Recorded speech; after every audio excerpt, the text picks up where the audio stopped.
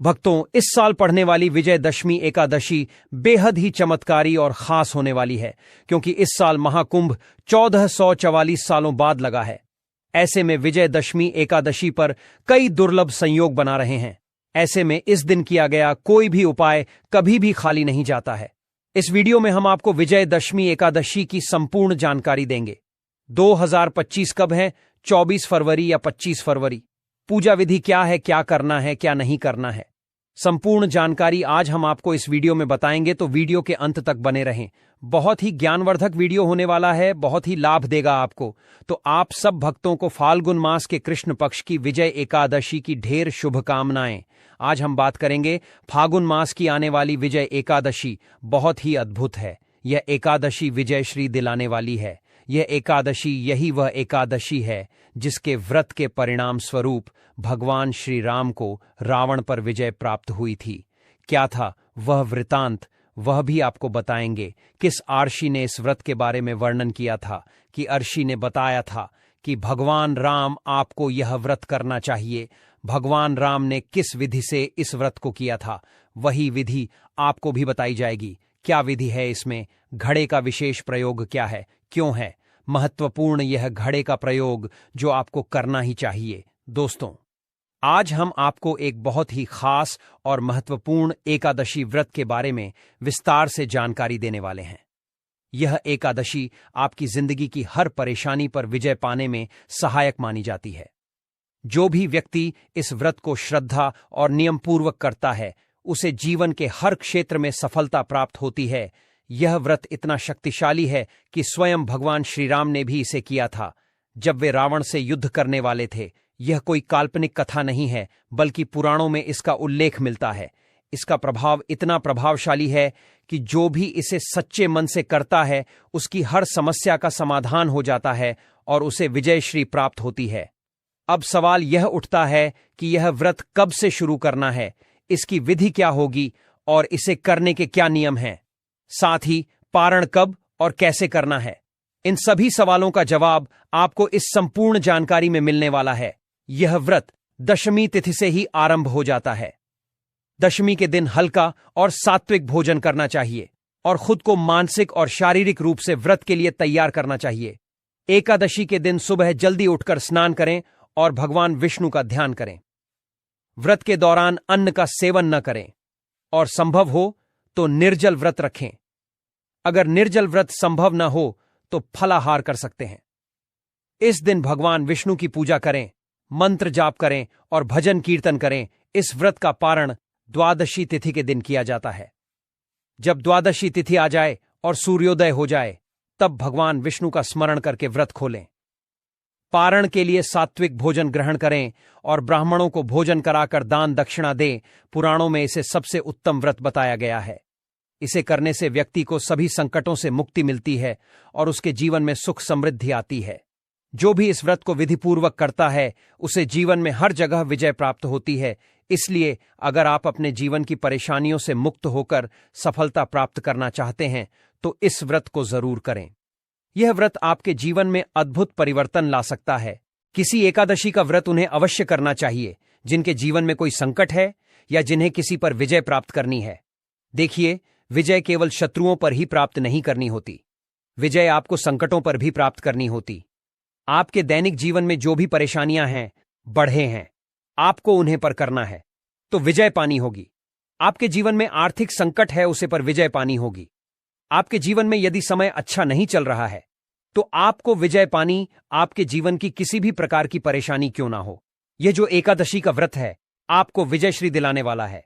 तो यह एकादशी किस प्रकार से प्रकाश में आई और किस प्रकार से इसका वृतांत सबके सामने आया, इसके बारे में एक बार आपको बता देते हैं, क्योंकि स्वयं महर्षि नारद कहते हैं कि इस एकादशी के बारे में उन्होंने कभी किसी को नहीं बताया था, जब तक कि उन्होंने यह महत्व स्वयं कहते हैं कि यह समस्त मनुष्यों को विजय प्रदान करती है। त्रेता युग में मर्यादा पुरुषोत्तम श्री रामचंद्र जी को जब 14 वर्ष का वनवास हो गया था, अब यह लक्ष्मण तथा सीता जी सहित पंचवटी में निवास कर रहे थे। वहां पर तो श्रवण ने सीता जी का हरण कर लिया था। तब रामचंद्र जी तथा लक्ष्मण जी बहुत व्याकुल हो गए और माता सीता की खोज में यहां वहां फिरने लगे।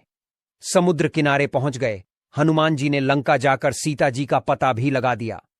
लेकिन जब वह समुद्र किनारे पहुंचे, अपनी वानर सेवा के साथ वहां पर देखा किया था, समुद्र है, इसको पार कैसे किया जाएगा, और जो लंकापति रावण वह तीनों लोगों का विजेता है, उसे पर कैसे विजय श्री प्राप्त की जाएगी। इस प्रकार क्योंकि वह भगवान थे, परंतु वह मानव रूप में थे, मानव लीला कर रहे थे, इसीलिए अपनी शक्तियों का प्रयोग नहीं कर सकते थे। उस अवस्था में जब वह चिंतित थे तो लक्ष्मण जी ने कहा कि है पुराण पुरुषोत्तम, आप आदि पुरुष हैं, सब कुछ जानते हैं। यहां से आधा योजन दूरी पर कुमारी द्वीप में वक्त तालाब के नाम की मुनि रहते हैं। उन्होंने अनेकों ब्रह्मा देखे, अनेकों ब्रह्मा देखें, मतलब समझे आप, क्योंकि जो ब्रह्म है ना, वह कई युगों के बाद बदलता है, घूमने वाला ब्रह्मा। और ब्रह्मा देखें अर्थात कई युगों को देखा है। आप उनके पास जाकर इसका उपाय पूछिए कि किस प्रकार से रावण पर विजय प्राप्त की जा सकती है।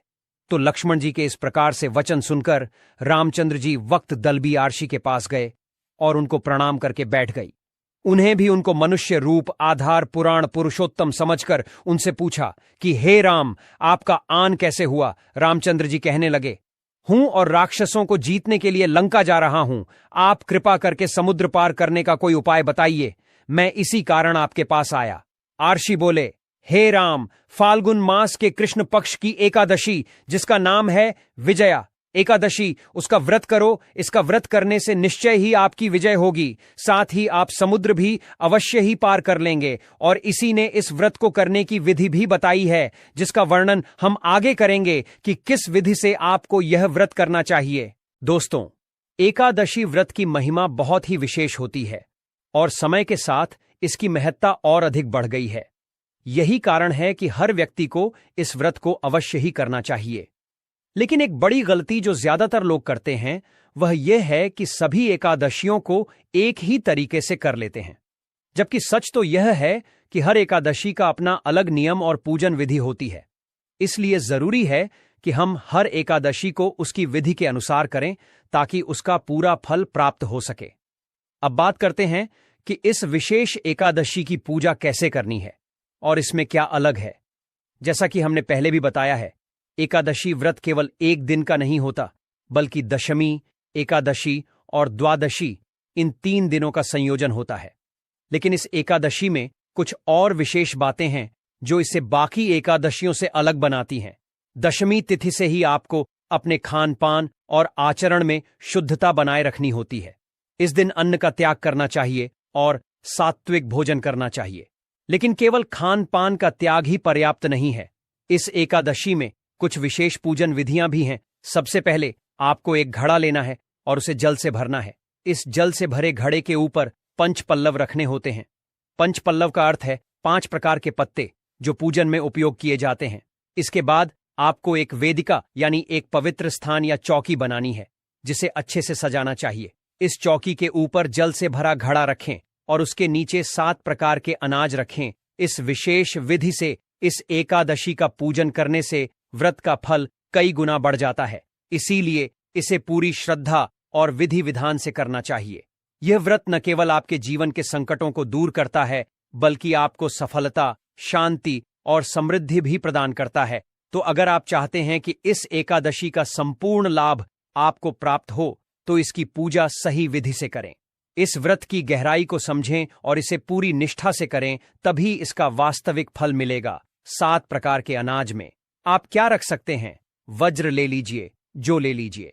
चावल, जो मक्का, बाजरा, गेहूं या कोई भी अनाज आप ले लीजिए। इस प्रकार से आपको अनाज ले लेना है। घड़ी को जब स्थापित करेंगे, ना तो खड़े के नीचे आपको रखते हैं 7 सतनाजा और ऊपर रखते हैं। केवल जो सतनाजा तो ठीक है, क्योंकि जो ऊपर रखते हैं तो बाकी के साथ न जो है वह नीचे रख ख लीजिए, और 8वां जो है उसे आप घड़ी के नीचे रख दीजिए। और गधे के ऊपर आप विष्णु जी की प्रतिमा स्थापित करेंगे। स्वर्ण की लीजिए, चांदी की लीजिए, या आप जो भी आपके पास उपलब्ध हो वह ले लीजिए। अन्यथा आप तस्वीर भी, कोई चित्र भी आप ले सकते हैं भगवान का, वह उसे खड़े के ऊपर आप स्थापित कर देंगे। कैसे? एक चौकी दीजिए। अगर चौकी ना हो तो कोई बात नहीं, जो भी आपका स्थान है, पूजा का स्थान, वहां पर शुद्ध कीजिएगा। उसको शुद्ध करने के बाद वहां पर पहले सपना जा रखिएगा। शुद्ध कैसे करते हैं? गंगा जल ले लीजिएगा, गंगा जल छिड़केगा उस स्थान पर। उसके बाद वहां पर आप सतनाजा रखिएगा, 7 अनाज सतनाजे के ऊपर पानी से भरा हुआ कलश। ध्यान रखें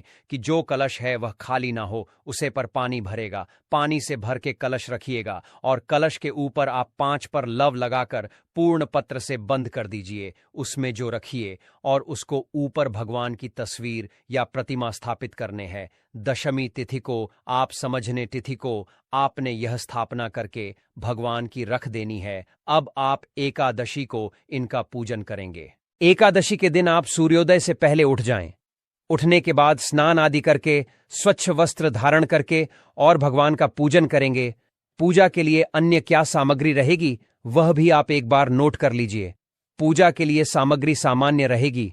होली मौली, पान सुपारी, लौंग, इलायची, खुले फूलों की माला, एक लोटे में चल गंगा जल मिला हुआ दूध।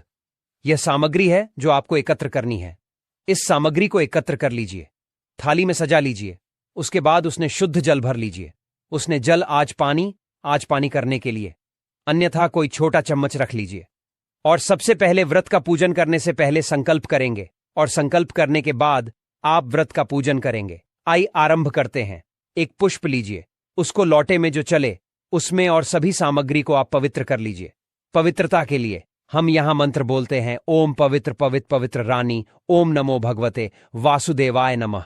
इस प्रकार से आपको जो लोटे में जल लिया हुआ है उसको चीड़ देना है। इस प्रकार से यह शुद्ध हो जाएगा, पवित्र हो गया है। आप आसन, जो जी आसन पर बैठे हैं तो आसन के शुद्ध करते हैं। पृथ्वी पर हाथ रख हम यहां से मंत्र बोलते हैं। आपको केवल माता पृथ्वी से निवेदन कीजिए, धारा महादेव सर्वत्र सनम हेमा, सारे संसार को आधार देने वाली हैं। आप मेरा आसन पवित्र करें और मुझे स्थान इस प्रकार से आपका निवेदन किया। अब यदि आप दंपति हैं, आप पति पत्नी व्रत कर रहे हैं तो कट जोड़े से आप पूजन कर सकते हैं। भगवान का तो आप अपना घाट जोड़ा करवा लें, और अगर अकेले पूजन कर रहे हैं तो अकेले भी बैठ सकते हैं। अपना सीधा हाथ लीजिएगा। हम जल जबानी करेंगे। हमारे जो पहले के श्रोता हैं वह सभी जानते हैं, क्योंकि आगे की जो विधि रहेगी इसमें काफी कुछ सामान्य रहेगा, कुछ भोग आदि है जो अलग हो सकता है। पूजा की विधि में आगे आपको जल अजमानी करनी है। 3 बार तो सीधे हाथ में 1 चम्मच से जल लीजिएगा, पी जाएगा। हम मंत्र बोलेंगे। सबसे पहले हाथ धो लीजिए। गंगा जल वाला जाल है ना, उसमें से चम्मच से हाथ में जल लीजिए, हाथ धो लीजिए। अब आप पंगे 1 चम्मच लेकर हाथ पैर सीधे हाथ पैर जल लीजिएगा। ओम के शिवाय नमः, ओम नारायण नारायण, धो लीजिए। इस प्रकार से अब हम पूजा के लिए तैयार हैं। अपने आप को तिलक कीजिए और मौली बंदी, यदि पारिवारिक जिंदगी आपके साथ पूजन कर रहे हैं ना, तो आप सभी लोग मिलकर बैठकर पूजन कीजिए और पूजन से पहले तेरा कीजिए। और मौली बात आई, अब अमृत का संकल्प करेंगे। अपने सीधे हाथ में जल लीजिए। 1 रुपए का सिक्का दक्षिण के रूप में, काम सिख, कम रखिए, अधिक जो भी आप रखना चाहे वह प्राचीन बार वॉल्यूम। श्री विष्णु, ओम श्री विष्णु, श्री विष्णु। अपना नाम, जिस स्थान पर बैठकर आप संकल्प कर रहे हैं वहां का मकान, नंबर, क्षेत्र का नाम, शहर का नाम, फाल्गुन मासी कृष्ण पक्ष, विजया एकादशी, व्रत पूजन संकल्प, शंकर विष्णु शरण। यहां पर जो हमने बोला है कि आपको यह व्रत कर रहे हैं। अगर आप आयु, आरोग्यता, धन संपत्ति और शत्रु विजय की प्राप्ति चाहते हैं, या फिर आपकी कोई अन्य मनोकामना है, तो इस व्रत में संकल्प के दौरान अपनी इच्छा को जरूर प्रकट करें। संकल्प करते समय आपको अपनी कामना भगवान के सामने बोल देनी चाहिए, क्योंकि यही वह क्षण होता है जब आप अपनी प्रार्थना भगवान तक पहुंचाते हैं। इसमें आप यह बताते हैं कि आप कौन हैं, कहां से हैं और यह व्रत किस उद्देश्य से कर रहे हैं। संकल्प लेने के बाद सबसे पहले भगवान गणेश का स्मरण किया जाता है, क्योंकि किसी भी शुभ कार्य से पहले गणपति जी की पूजा अनिवार्य होती है। इसके बाद कलश पूजन किया जाता है। अब सवाल आता है कि कलश पूजन किस प्रकार किया जाए। सबसे पहले कलश पर जल के छींटे दें और फिर तिलक करें। आप चाहें तो 7 बिंदियां भी लगा सकते हैं या सिर्फ 1 बिंदी भी लगा सकते हैं। इसके बाद कलश पर अक्षत अर्पित करें, फिर दीप प्रज्वलित करें और धूप जलाकर भगवान को दिखाएं। पूजन के दौरान अपने पास जो भी फल, मिठाई या नैवेद्य हो वह भगवान को अर्पित करें। इसके बाद जल अर्पित करते हुए भगवान से प्रार्थना करें कि यह व्रत आपके जीवन में शुभता, सुख, समृद्धि और विजय लेकर आए। फिर दक्षिणा अर्पित करें, यानी जो भी आप भगवान को भेंट करना चाहते हैं उसे अर्पित करें और पूरे भाव से प्रणाम करें। कलश पूजन के बाद भगवान श्री हरि विष्णु का पूजन किया जाता है। इसके लिए एक पवित्र स्थान पर भगवान की तस्वीर या मूर्ति विराजित करें। अगर आपने कलश के ऊपर भगवान की प्रतिमा स्थापित की है तो उसके नीचे एक पत्ता या कोई चौकी रख दें। फिर पूरी श्रद्धा और नियम पूर्वक भगवान श्री हरि की पूजा करें, जिसमें कि आप पूजा की सारी सामग्री अर्पित करेंगे, क्योंकि कलश पर अगर अर्पित करेंगे तो वह गिरती जाएगी। अजमानी अर्पित करेंगे तो एक चम्मच से जल अर्पित कीजिएगा। सबसे पहले भगवान को पद्य अर्पित करेंगे। इस प्रकार से अपने भगवान को पद्य मार्ग आज पानी समर्पित किया है। एक एक चम्मच जल अपने कटोरी में छोड़ देना है जो भगवान के सामने रखी है, या भगवान के पूजा के समग्री के लिए भगवान को स्नान करेंगे। स्नान करने के लिए एक चम्मच जल छोड़ दीजिए कि आप भगवान को प्रेम पूर्वक स्नान कर रहे हैं की तरफ। इसके बाद भगवान को इत्र लगाइए। यदि आपके पास इत्र है तो आप एक हुई पर लीजिए या पुष्प पर लीजिए और वह इत्र भगवान को समर्पित कीजिए। वस्त्रम वस्त्रा है, वस्त्रम समर्पियारी। वस्त्र के रूप में मौलिक का एक टुकड़ा तोड़ लीजिए और वहां प्रेम से वस्त्र के रूप में भगवान पर अर्पित कीजिए। वस्त्रम समर्पयारी अक्षतम, पंतु तिलक कीजिए। भगवान को चंदन का तिलक कीजिए। तिलक करके अक्षत लगा। पुष्पम सवार व्यायाम ही समर्पित कीजिए। पुष्प अर्पित कीजिए। फूलों की माला है तो माल पहनाए। धूप दीप दर्शन, धूप दिखाइए। भगवान को दीप दिखाइए। भगवान को के बाद नए माध्यम समर्पण अर्पित कीजिए। नावेद में क्या आपके पास कोई मिठाई है तो वह अर्पित कीजिए, और यदि कुछ ना हो तो आप मिश्री भी नावेद के रूप में आरपीआईटी कार्य एक चम्मच जल लीजिए, भगवान को अर्पित कर दीजिए। अमिताभ मुलाकुम अर्पित करने के लिए पान का प लीजिए, उसकी दांडी तोड़ दीजिए। 2 लौंग, 2 इलायची, 1 सुपारी उसमें रखिए। पान का बीड़ा बनाया और वहां भगवान को अर्पित कीजिए। तांबूल ओम समर्पयारी। गांव में दक्षिणा अर्पित करना चाहते हैं वह राशि अर्पित कर दीजिए। दक्षिण अर्पित कीजिए, भगवान को और प्रणाम कीजिए। इस प्रकार से आपने आज का यह एकादशी का व्रत पूजन पूर्ण किया है। अब आपको कथा श्रवण करनी चाहिए। कथा यदि आपके पास है तो आप पढ़िए, और ना हो तो आपको सुनिए। कथा सुनने के बाद आप आरती करेंगे। आरती करने के बाद भगवान को फल का भोग लगाएंगे। आज के दिन फल का भोग लगाएंगे। प्रसाद बंधु बांधव गढ़ करेंगे। इस प्रकार से आप आज का पूजन कर अपने दैनिक कार्यों में लग जाएंगे। आपकी जो गृह कार्य हैं तो गृह कार्य उनमें लग जाइए। ऑफिस जाना है, ऑफिस चाहिए, जहां भी आपका जो कार्य है उसको आप कीजिएगा। कुछ नियमों का आपको अनुपालन करना होगा। नियमों में सबसे पहले तो आज के दिन आपको किसी से लड़ाई झगड़ा नहीं करना है, किसी पर क्रोध नहीं करना है, किसी का अहित नहीं करना है। ब्रह्मचर्य का पालन पूर्ण रूप से करना है। ब्रह्मचर्य वह नियम है जिसमें किसी भी प्रकार का कोई होता ही नहीं, बढ़ती जा सकती है। ब्रह्मचर्य का पालन करते हुए आज का दिन व्यतीत करेंगे। भोजन के रूप में यदि बात करें कि आप क्या ग्रहण कर सकते हैं तो खाने में आहार ही ले सकते हैं। फल, आहार में आपको फल ले लीजिए। दूध ले सकते? कमेंट करके पूछते हैं। जी हां, दूध बिल्कुल ले सकते हैं। आप कुछ सिंघाड़े को भी सेवन करते हैं, जो भी आप बनाते हैं, या आपको शव की खीर खिचड़ी बनानी है तो आप खा सकते हैं। आज के दिन दोष नहीं है। इस प्रकार से यह आपको आहार ग्रहण करना है। जल आप इसमें ले सकते हैं। सजेला व्रत कर सकते हैं। निर्जला व्रत कुछ लोग करते हैं, पर आपका समर्थ हो तभी आप कीजिएगा। ऐसा नहीं कि आप अपने शरीर पर अननेसेसरी किसी प्रकार का प्रेशर डाले तो ही कीजिएगा। आप जल के साथ भी व्रत को कर सकते हैं कि क्योंकि घर में कल शाम में स्थापित किया है तो घर के अंदर कोई भी व्यक्ति आज के दिन ना तो तामसिक भोजन ग्रहण करेगा और ना ही किसी प्रकार का तामसिक भोजन घर में आपको बनाना है। यह आपको आज के दिन ध्यान रखना पड़ेगा, और यह जो नियत में तिथि से ही आरंभ हो जाएगा। जैसे ही अपने कलश स्थापना कर दी, भगवान की स्थापना कर दी अपने घर में, ना तभी तो दशमी तिथि से ही आपको घर में होगी। इतना प्रयास आप कीजिएगा। बाकी एकादशी में यह होता था कि दशमी तिथि को बाकी लोग, पारिवारिक लोग कुछ दिखाएं, केवल व्रत करने वाला ही नियम रखना था।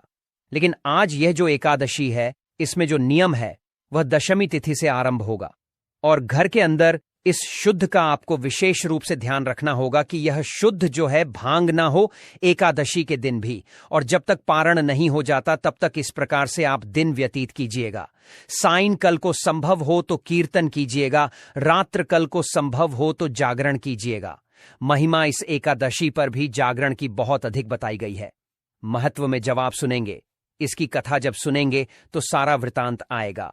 भगवान का कीर्तन और जागरण कितना महत्वपूर्ण है यह तो आप स्वयं ही अनुभव कर सकते हैं। जब आप पूरी श्रद्धा से रात भर जागकर भजन कीर्तन करते हैं तो उसका प्रभाव आपके मन, शरीर और आत्मा पर विशेष रूप से पड़ता है। यही कारण है कि एकादशी के दिन जागरण करने का विशेष महत्व होता है। अब बात आती है व्रत के पारण की। अगले दिन यानी द्वादशी तिथि को व्रत का पारण किया जाता है। इसके लिए सूर्योदय से पहले उठना आवश्यक होता है। जो लोग रात भर जागरण कर रहे होते हैं उन्हें ब्रह्म मुहूर्त में स्नान करके अपने व्रत को पूर्ण करना चाहिए। यह समय बहुत ही पवित्र और शक्ति देने वाला होता है, इसलिए इस दौरान स्नान करके शुद्धता बनाए रखना आवश्यक होता है। पारण की पूरी विधि क्या होती है यह हम आपको विस्तार से अगले वीडियो में बताएंगे, क्योंकि इसे समझाने में काफी समय लग सकता है। लेकिन इतना जरूर ध्यान रखें कि व्रत का पारण सही समय पर करना बहुत आवश्यक होता है ताकि व्रत का पूरा फल प्राप्त हो सके। अब जानते हैं कि विजया एकादशी का व्रत कब किया जाना है। साल 2025 में विजया एकादशी 24 फरवरी सोमवार को मनाई जाएगी। यह एकादशी तिथि 23 फरवरी 2025 को दोपहर 1:05 से शुरू होगी और 24 फरवरी 2025 को दोपहर 1:44 पर समाप्त होगी। व्रत का पारण 25 फरवरी 2025 को सुबह होगी। 6:50 से 9:08 के बीच किया जाएगा। इस शुभ समय में ही पारण करना उत्तम माना जाता है। पौराणिक कथाओं के अनुसार भगवान श्री राम ने लंका पर विजय प्राप्त करने के लिए विजया एकादशी का व्रत किया था। इसी कारण इस एकादशी को करने से व्यक्ति को शत्रुओं पर विजय, कार्यों में सफलता और समृद्धि की प्राप्ति होती है।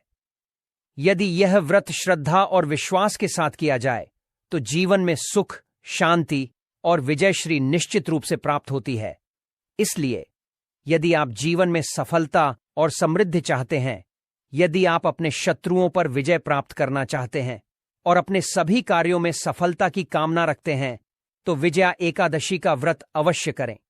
हिंदू धर्म में एकादशी व्रत को अत्यंत पवित्र माना गया है और यह आपके जीवन में एक नई ऊर्जा और सकारात्मकता भरने का कार्य करता है।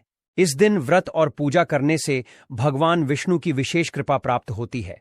लेकिन अगर इस दिन कुछ गलतियां की जाएं तो इसका नकारात्मक प्रभाव भी हो सकता है। अनाज और चावल का सेवन। एकादशी के दिन अनाज, गेहूं, चावल, दाल आदि और चावल खाना वर्जित है। यह व्रत के नियमों के विरुद्ध माना जाता है और इसका आध्यात्मिक लाभ कम हो जाता है। लहसुन और प्याज का सेवन। इस दिन सात्विक आहार का पालन करना चाहिए। लहसुन और प्याज तामसिक भोजन में आते हैं जो व्रत की शुद्धता को भंग कर सकते हैं। तामसिक और मांसाहार भोजन। एकादशी के दिन मांस, मछली, अंडा, शराब आदि का सेवन करना पाप माना जाता है।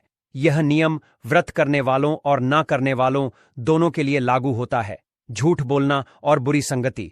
इस दिन झूठ बोलने, गपशप करने, धोखा देने और गलत कार्यों में शामिल होने से व्रत का फल नष्ट हो जाता है। क्रोध और अपशब्द बोलना, क्रोध करना और गाली गलौज करना भी एकादशी व्रत में निषिद्ध है। यह मानसिक अशुद्धता को बढ़ाता है और पुण्य को नष्ट कर सकता है। अत्यधिक सोना। एकादशी के दिन में सोना मना है क्योंकि इससे आलस्य बढ़ता है और व्रत का फल कम हो जाता है। देर तक सोना और ब्रह्म मुहूर्त में न जागना।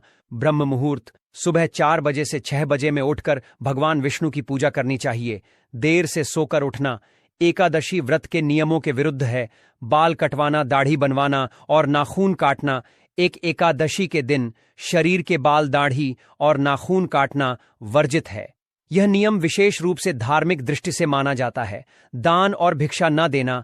एकादशी के दिन गरीबों को भोजन और दान देना अत्यंत पुण्यदय होता है।